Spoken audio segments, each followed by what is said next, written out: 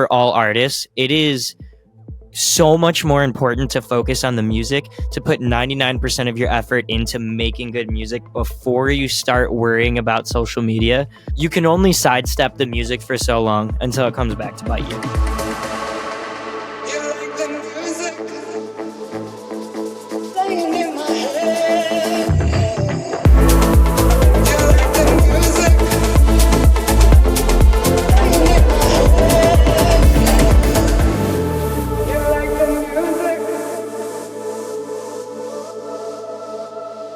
Welcome to Elevated Frequencies, the show that gives you access to the next level of house and techno so you can explore an elevated lifestyle. Today's interview is very special because I interviewed a DJ and producer who goes by the name of Proppa, but he also goes by the title of my little brother. Yes, I interviewed my little brother, and I have a good feeling that he has come across your feed in the past year. And that is because he put out a Missy Elliott remix that was so popular, she actually issued a takedown. Holy shit! So I go to open up my email, and all of a sudden, my remix for Missy Elliott's Get Your Freak On is removed from all platforms that are available for free streaming. Bro, she the queen of rap. She did it. Missy, I'm honored. But that takedown has not stopped Proppa from putting out some amazing remixes of some of your favorite 80s, 90s, and early 2000s songs, and a full suite of original music. So, of course, I am biased because my brother is my best friend, and I'm his number one fan. But there are a lot of amazing takeaways in today's episode, so I hope you enjoy. You have always been very entrepreneurial. I remember back in high school when you literally would throw like events, like for people to win an event, basically for you to come and DJ there. So how did that start? Because nobody at the time was DJing, let alone like building a business around DJing in the mid 2000s. Yeah, I mean, it was really stigmatized at the time. It was basically just like you were either somehow in the electronic music world, which was so small, or you were, like a wedding DJ. If you weren't from the city, you pretty much had one of those two options. And my buddy and I started kind of doing the wedding bar mitzvah DJ type thing in high school. It was just something I started doing too after getting tired of working in bands and trying to work with other people in music. I really liked the solo approach of DJing. Or you could do it in a group or you could do it solo. I kind of like that. I can do my own thing with it. So, I mean, in high school, I didn't really fit in too much. I was a little bit of an outsider. So was my best friend at the time. So I feel like DJing was our way to bridge the social gap between us and, the other people around us. And, so we kind of used it both as a social tactic, but also for me, at least, it was a way for me to dip my toes into something that I would maybe want to do in the future. So you said something that maybe, I don't know if there's a correlation here, but I'm asking you. You said that you were, in bands, and I remember you learning the drums and piano and everything. Is that a thing? Like DJs who learned and who came up around the same time you did, I feel like more so were in bands versus now where people just go straight to DJing. Yeah. Like well, I mean, it wasn't that pipeline. Yeah. The electronic music at the time didn't have idols, right? Like it was very, like any new genre that kind of comes and really shakes up the scene. Like electronic music was seen the same way that maybe like punk rock was seen when it first came out, or like hip hop. And there wasn't really, it just wasn't there. Those influences weren't around when you were younger. So, growing up where I grew up, it was really punk rock and metal and classic rock. So, a lot of us were starting in bands, and I think some of us, a lot of the guys who started in bands and transitions just really wanted to be either the center focus of the project or wanted to do their own thing. It's really hard to get 4 or 5 kids in high school together and serious about a specific goal, whereas it's easy to get 1 or 2 people together to like accomplish something. So that's kind of where I feel like that transition happened for a lot of people. Yeah. And like you said, there was no idols. Like nobody was really doing this. So they, had kind of, like I said, like a pipeline introduction into music. Whereas now people are just, it's everywhere. It's on TikTok, it's on Instagram. And, Mhm. you can get a starter controller for pretty cheap. So it's like, hey, mom and dad, can you get me one of these? And I think parents probably like it better because I remember when you were playing drums, it was Yeah. pretty loud versus like Yeah. you can like, DJ in your basement at a much lower decibel. Yeah, 100%. Um, I think they definitely were happy about that switch. Not that any parents are happy when their kid tells them that they want to be a DJ and when they grow up, but you know. They should be. They should. If you are passionate about music and you're in it for the right reasons, then any parent should It's true. support that. It's true. So you've stuck with this since day one. You've never taken a break. Your music projects have evolved from like the first you were, I think it was Splash, right? It was That a was duo your called Splash. that Yeah. was your duo, and then you eventually transitioned into Proppa. So how has like talk to me about your journey because you were kind of ahead of the curve, so to speak, like for our age group. What's it been like just watching the scene change? Oh man. Um, it's it's hard to really pinpoint if it's a positive or negative thing because there's just so many different aspects of it. I think a lot of people complain about how the scene isn't underground anymore, which I couldn't disagree with more. Like I feel like the scene, we wanted this stuff to be mainstream. We want it to be profitable. We want it to be a viable career path. So the only way to do that really is bringing it into the mainstream. So seeing that it's, much more widely accepted, seeing that there are parents who are listening to it with their kids and going to festivals with their kids and stuff like that. I really love that. And on the flip side of things, if you go to my Twitter recently, I articulated it in a very negative way.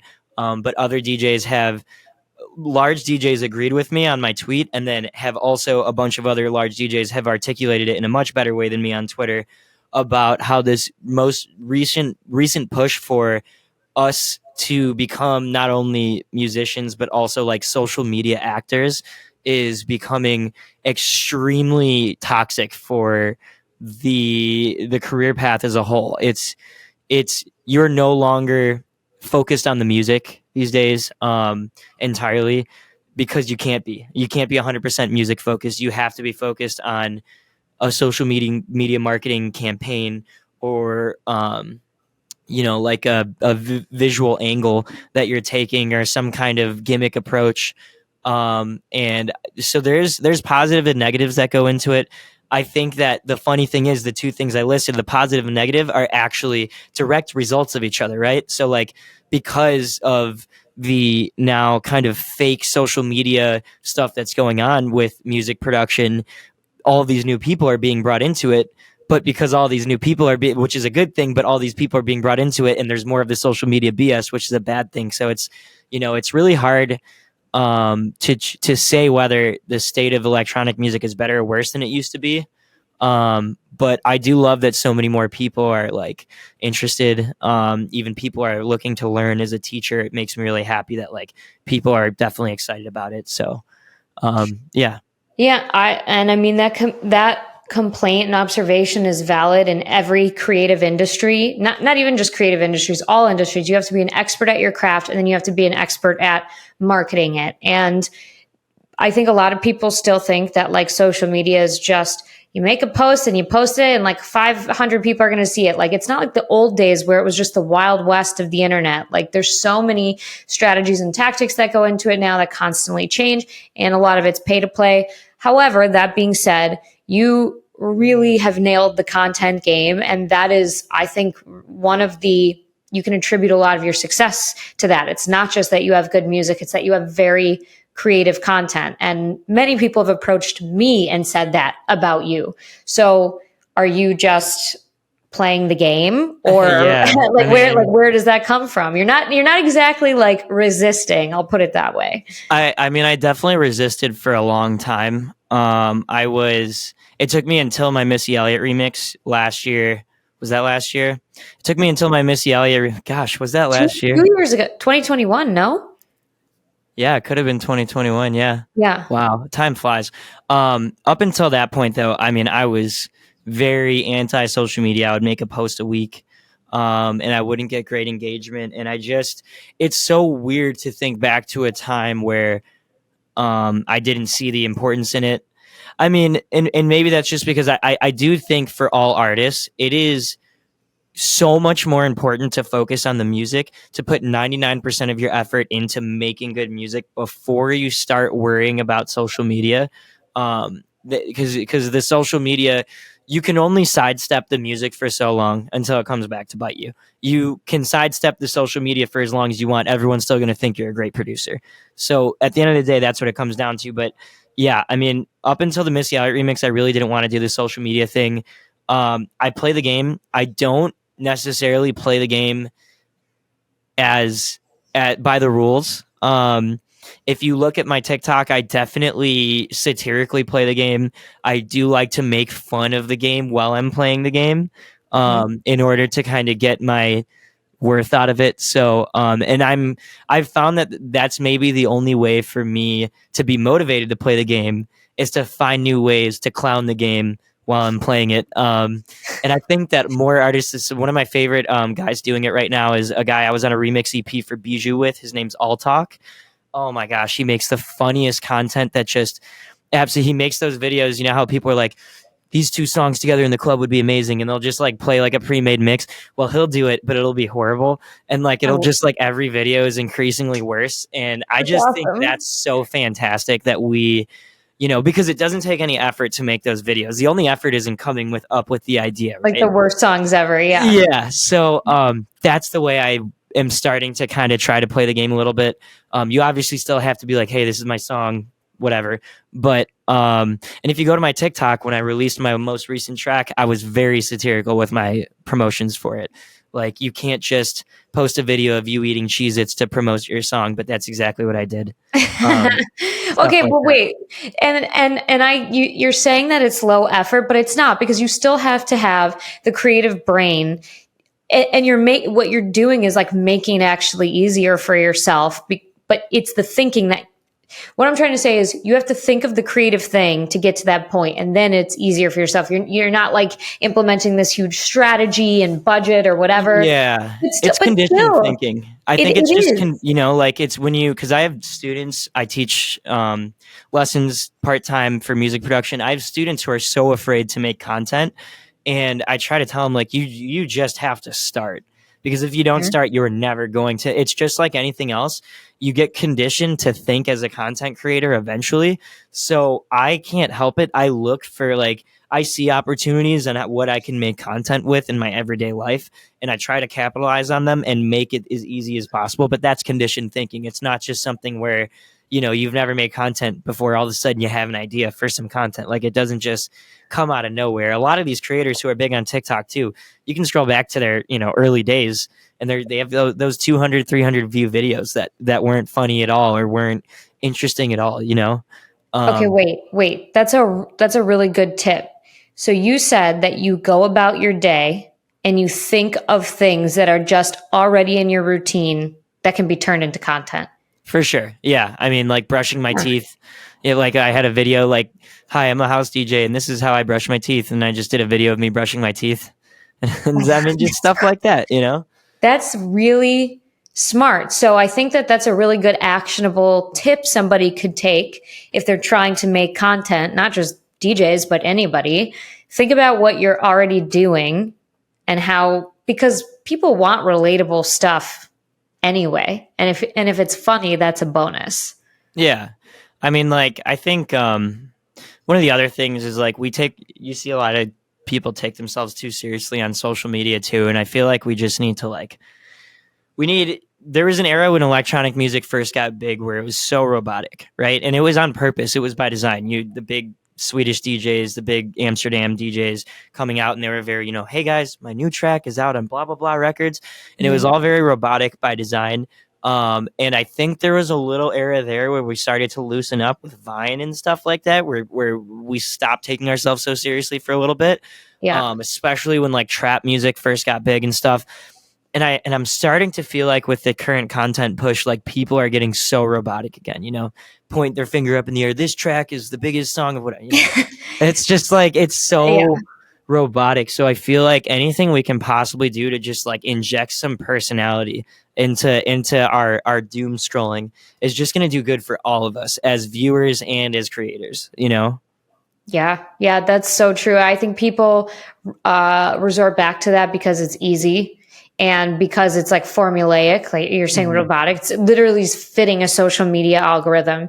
But at Yeah, the end of the day, authenticity and personality wins. Like you it might does. get the quick hits off of those videos where you're just pointing at different songs. Like I don't want to call out. There's a specific DJ duo that's like all they do, and they're pretty big. And people love it. Fine, whatever. But like that's showing no personality. And that's Yeah. not who I okay, Fisher, why does everybody love the guy? Because Well, he I was jumps just going to bring around. him up. I was He literally just jumps going to bring him up. around. He's so happy. He's So like much always personality. smiling. That's Yeah. what people want. They want Yeah. to connect with an artist, a creator that is making them feel something. Yeah. You want to feel like you can have a funny conversation or like a cool conversation with that person right away without ever meeting them. Yep. Like and I think one thing people don't realize, there was a recent story I saw of like, there was this TikTok influencer that had 280,000 followers or something on TikTok. And there was this, they do meet and greet expos where you sign up Mm-hmm. as a creator, you pay a fee, and then people Mm-hmm. come and she did this thing where she did a meet and greet and literally zero people showed up, even though she had like 280,000 TikTok followers. And it's because it's all, it's get ready with me content. It's this is how I cook this food content. There's no topic of substance on the page whatsoever, and there's no personality. And it's like the same thing goes for DJs. If you are just making videos, this is the top 5 tracks of this week, and that's the only thing I see on your TikTok, then I don't have to go see you DJ. I'm seeing you DJ on TikTok. You know what I mean? Like Yeah. I don't think you're going to surprise me in any type of way with, Uh-huh. unreleased music, with, you know what I mean? Like, and I think that's so important. And right now my numbers aren't doing influencer numbers on social media. Sometimes I hit the algorithm a little bit. But I think it's so much more important that the people who follow me, the people who comment on my videos, are the same people every video, and they're not like my homies. They're the same fans who are like, they Mhm. are following up on the personality that I'm putting out there. On, you know what I mean? Like So much they more feel the valuable. connection with me, and that's growing. And it's like every week there's 2 more people that are always the same people that are in on my content. So it's so much more important to me than hitting an algorithm and 50% of the people trolling and the other 50% being bot comments, that little 0.5% of people actually supporting and following and clicking on your links and stuff. So, it's a slingshot effect, in my opinion. You, It's so valid because what's more valuable, a smaller fan base on social media that truly loves everything you do, or like you said, just a random grouping of people who aren't actually there for you. yeah, And people get obsessed with vanity metrics, and they focus exclusively on them. And if their video or whatever doesn't do tens of thousands of views, they feel like it's a failure. First of all, it's not true. Second of all, it could be the best video in the world, and TikTok just wants to give you the middle finger. Instagram wants to give you the middle finger that day. There's so many things that go into it. So yeah. seeing that community that you build as the win, like that's what helps keep you grounded and not, obsessive over the wrong things. Yeah, I mean, I think going off that, like, people pay attention to the wrong engagement too. I think people Mhm. pay attention to views and they pay attention to likes, which is, if we're getting technical, that's really not. It's so views and likes are a sign that you are algorithmically making the right content. Comments versus likes and views ratio is actually a sign that you're making content and that is resonating with people, and you just need to continue to grow off of that tangent. So like for me, my biggest thing that keeps my imposter syndrome away, that keeps me like really satisfied with how my brand is going, is that like my comment and my view and like to comment ratio is always very good. Like I have a high amount of comments that are not just emojis, that are like actual people engaging with me, Mm-hmm. as compared to my likes and views. Whereas you'll see a video that has 1 million views, 100,000 likes, but it still only has like 45 comments. And to Mm-hmm. me, that tells me that that content is not, maybe that is real likes, but it's not resonating with people enough where they're ever going to click on anything other than the like button for it. So for Yep. me, it's like when I have a video that does 1,000 views, does 200 likes, and does 50 comments, I feel really, really good about it, because it's like Yeah. not my comments, 50 other people commenting on it saying like, yo, I really like this song.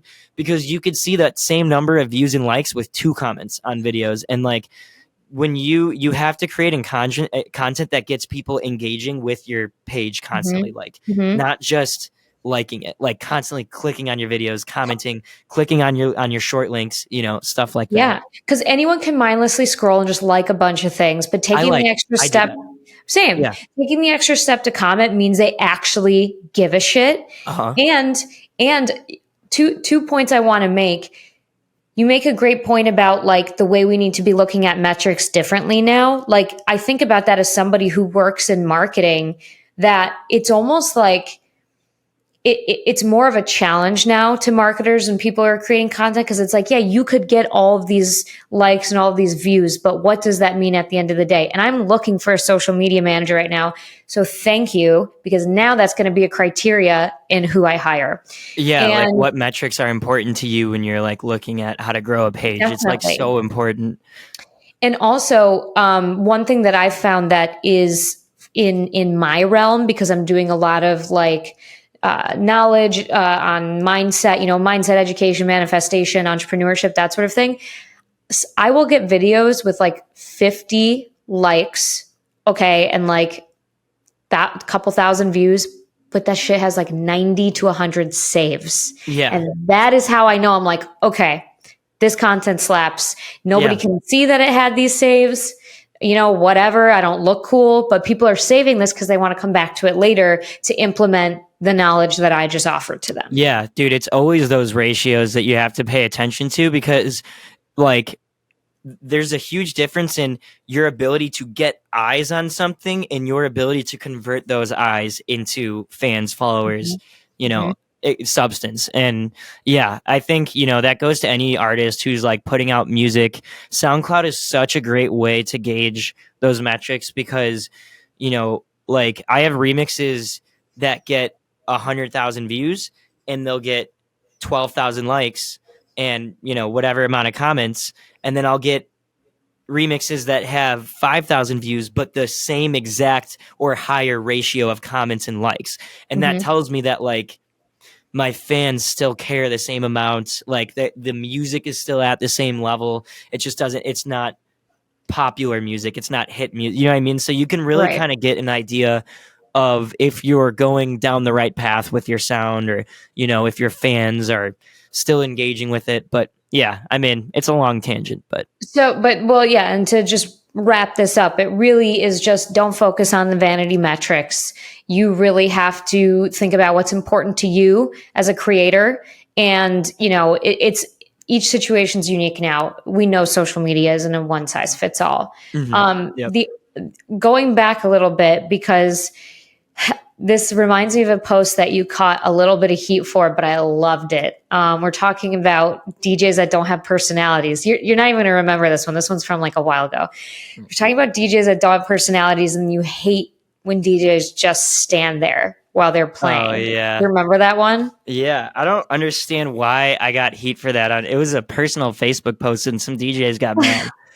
And Because it's because they feel called out. If that, I don't know, if that is your vibe, fine. But similar to how we want to see people's personalities online, like you are the main, as a DJ, you're the main reason people are going to a show. Some of the best sets in my life have not had any visuals, not had any fancy bullshit, whatever. It's just the artist and their energy. And that's what I was feeding off of. And that's what made it memorable. Yeah, 100%. I mean, if the DJ is not dancing, what the hell reason do you have to dance? You know what I mean? It's like if they're not vibing to their own music, then like there's no reason to. I think that there's a big ego problem in some DJs, which is definitely getting shed off too. It's like, to me, it's like if they're paying you money to go and stand there and play music, you better look like you're having a good time at least. You know what I mean? It just blows my mind. But I mean, I always try to, like, my whole thing in shows is and I'm a busy DJ. Like when I'm on stage, I'm very busy. I don't just let songs ride. I'm very much like like layering and looping songs over each other. But I'm always interacting, and I feel like it's so important to interact and dance and just look like you're having a good time. It's unless you're DJing so horrible that there's nothing you could do. When people are in a room and they see a DJ dancing, it's hard not to dance with him, right? Like the room Totally. is full, like the vibes are there, the music's loud. It's like, how are you just gonna watch him dance and just stand there unless he's doing a horrible job? But Well, I want to like point this out too, because I know with this career and every career, there are downsides and there are parts that are very frustrating, which we've just talked about.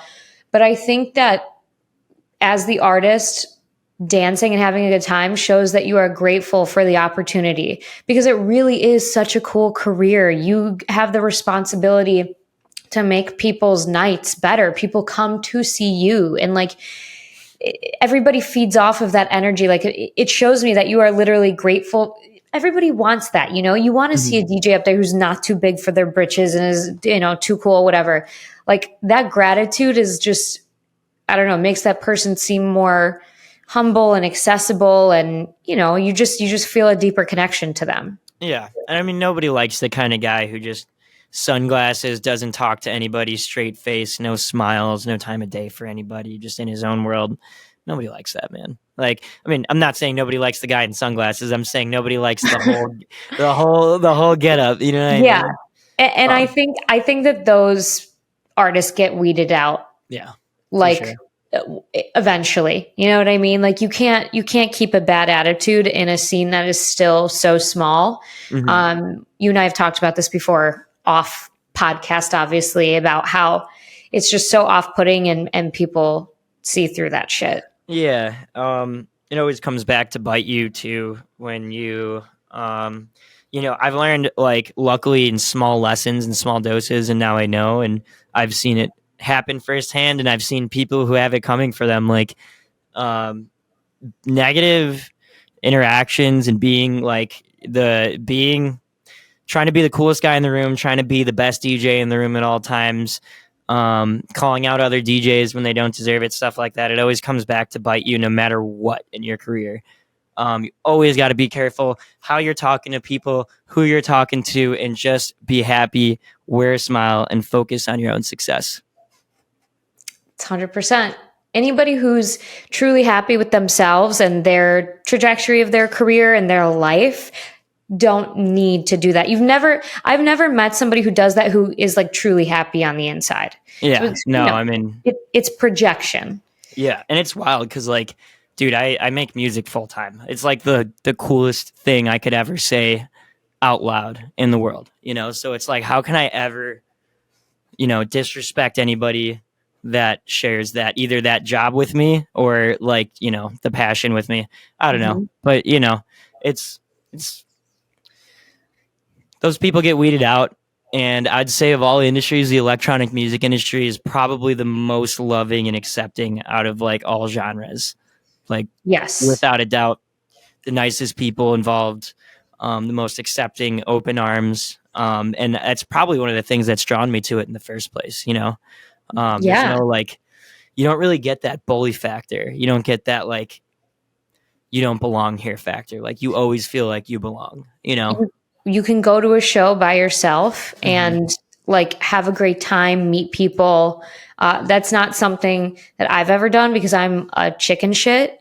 Uh, but but I know that if I ever did it, I would have a good time, which I don't think I could say the same about, especially club environments. Like, this is the only place where you can go to a club and like not be bullied. Yeah, no, for sure. I mean, like, I've worked at a club that did like open format pop, hip hop, all of that on one floor, and then did electronic music on another floor. And you can definitely see also like the open format pop hip hop kind of club scene has had such a long time to develop and like grow its own pockets of clicks and popularity and styles and beefs and stuff like that. So but there's something different about electronic music. Maybe it's where it came from. Maybe it's because it came from like the communities. House music came from the LGBTQ and Black community. It like came from such a loving place. So like that could Yep. very well have something to do with how it's kind of fostered this family like environment around it. But it's definitely what has kept me attracted to it, and why, like what we were talking about, it's so rare that you really have to deal with prima donnas in the music industry, because we just don't accept it. Like it's just not like, and getting into it, like you can't really be that person. Yeah, 100%. Okay, so I want to talk about, I meant to ask you this like 5 questions ago, but we got on a really good tangent about social media. Mhm. So you said that you really popped off in the content game and gained some more popularity with your Missy Elliott remix. And a lot of the music that you do, your Proppa treatments, are old songs from the 80s, 90s, and early 2000s. You've done Tainted Love, you've done Missy, you've done a lot of old Lil Wayne songs. Talk to me about where that came from. I already know, but tell everybody else, because it's a very cool story of how you basically took a shitty situation and made it something amazing. Yeah. I mean, the remix thing was going on for a little bit. I had made a few remixes, put them on SoundCloud, and they did way better than the originals I put out. And the goal was always just to remix songs that meant something to like my childhood, songs that my parents would play for me, or like you, that I learned from you, or just like songs that I heard from school dances and stuff like that. Stuff that reminded me of high school and grade school.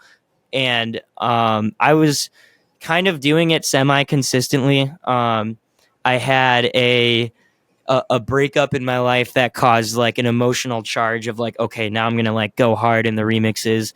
And I started to do it, and then I needed a surgery. So I had surgery on my ankle to replace some ligaments. And during that surgery, I also had a previous injury interrupted where I had my teeth knocked out as a kid with a baseball bat. And while I was getting out of the sleep in the surgery, the anesthesiologist accidentally pulled my fake teeth out. So I woke up in the morning in October of 2021 or 2021 One. with no front teeth on the top of my mouth. I wasn't able to walk, and girlfriendless. And I was in a really low place. So I was Oh, sitting in bed the day I came home from surgery. I was definitely supposed to be sleeping because I was under a lot of drugs, and I was like, no, I'm just gonna make music. So that day, I started by making a remix of, I don't even know what the original song is called, but it's that like keep me hanging on, that yeah, song. yeah, I yeah. did a remix of that, which is now sitting on my Patreon with like a snippet on my SoundCloud. And I did a remix of Diamond Girl, which Yes, is I kind love of it. a VIP in my sets. I've never put it out.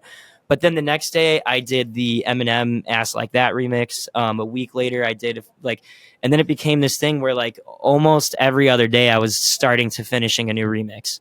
And over the course, and I would take some breaks, work on originals. I was also working on a ton of originals. And over the course of a month, I built up like something like 18 unreleased finished remixes of popular songs. So I just decided I was going to release one every 2 weeks.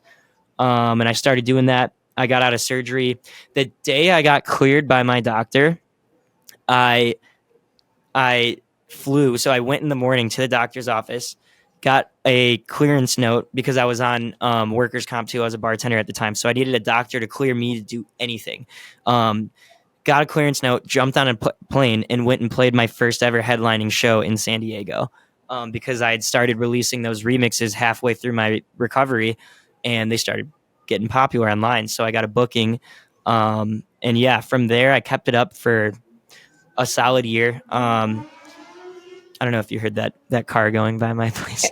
It's probably going to go by mine now. Yeah, exactly. We live 3 minutes away from each other. Not even. So like whatever car goes past me goes past her. Yeah. But I caught up to myself halfway through the year eventually with the remixes, and I was like, okay, I could stop now or I could keep going.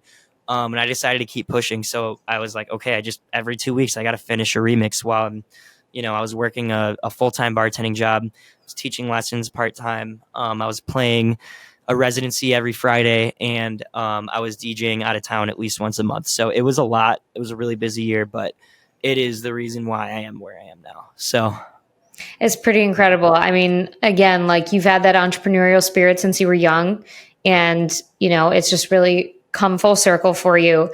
And anybody who hasn't checked out your music yet, I highly encourage them to do so, and also look at all of the artwork that you made for each of those projects because they're super fun. I think the new shoes, I Can't Wait, is my favorite. You just use a lot of fun colors, and they all for someone who, I mean, you literally have no professional graphic design, videography background, but you've managed to make such a cohesive work of art in every way, shape, and form. You know that I'm your biggest fan. So I appreciate it. You're awesome. And thank you for coming on my show.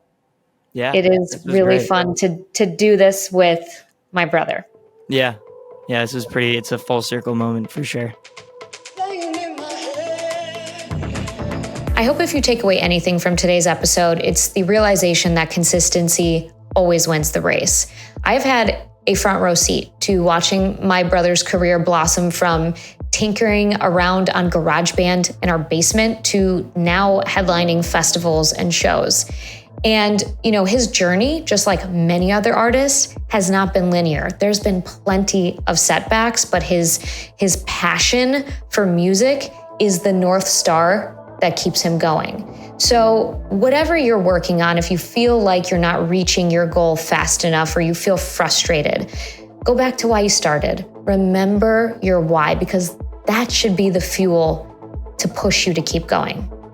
If you enjoyed today's episode, the best way to support the show is to subscribe, share with your friends, give us a follow at Elevated Frequencies Podcast, or you can connect with me on my personal Instagram, Olivia Mancuso with 2 underscores.